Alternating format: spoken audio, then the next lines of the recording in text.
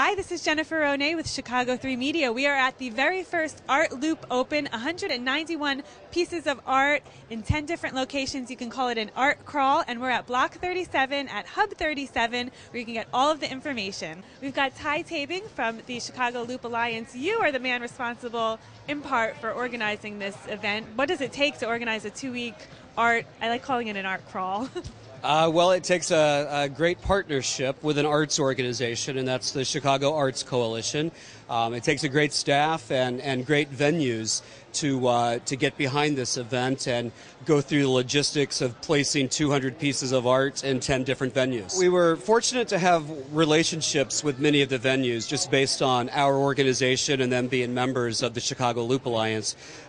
We started with a competition, and we started with approximately 800 artists.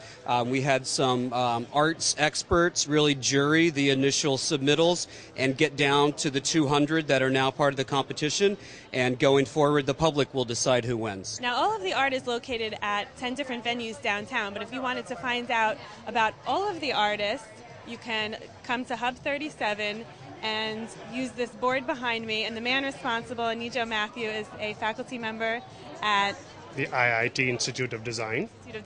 And you are responsible for this, which I think is very cool. And if we could just demonstrate for our viewers how it works exactly. For instance, if I wanted to know more about Kate Joyce, right, I would grab this thing.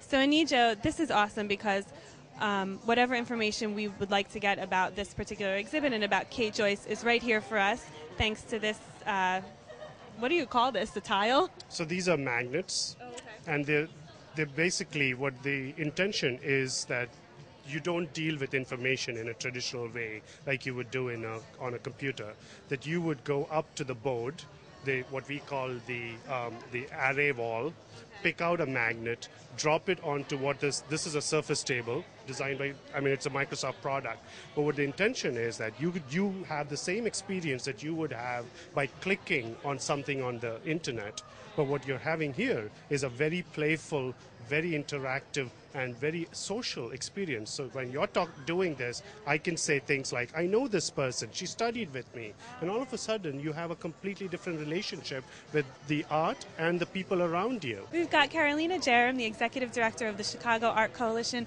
Carolina, what impact is this event going to have on the art community? I'm sure it was a lot of work to work together with CLA to organize it, but why was it so important to organize it?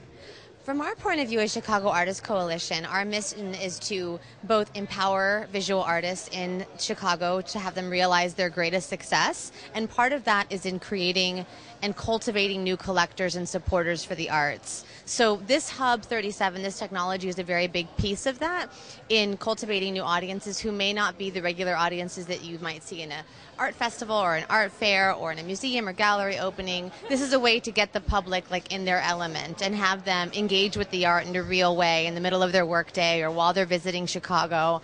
So the impact, I think, to artists is that they're able to reach new levels of audiences they would never normally be able to reach. And I think as an economic impact for them, I think that the more people in the public value the art and the artists around them, it trickles down into greater funding for arts education, into greater resources for artists in general, into people buying more art.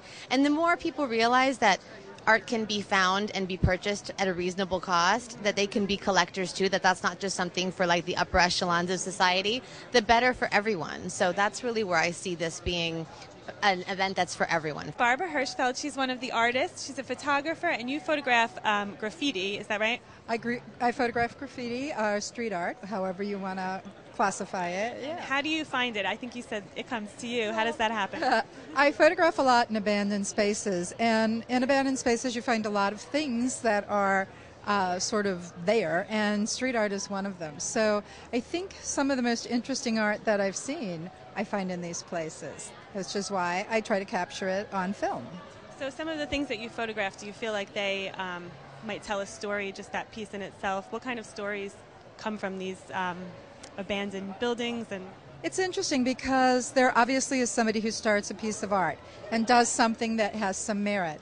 And then other people come along and make comments. So you have a layer that's a sort of a sociological layer, an art layer, and just an ever-growing kind of art. Halal, he was walking through Block 37 yesterday, and this struck you, so you came back tonight, so that's pretty good advertising for this.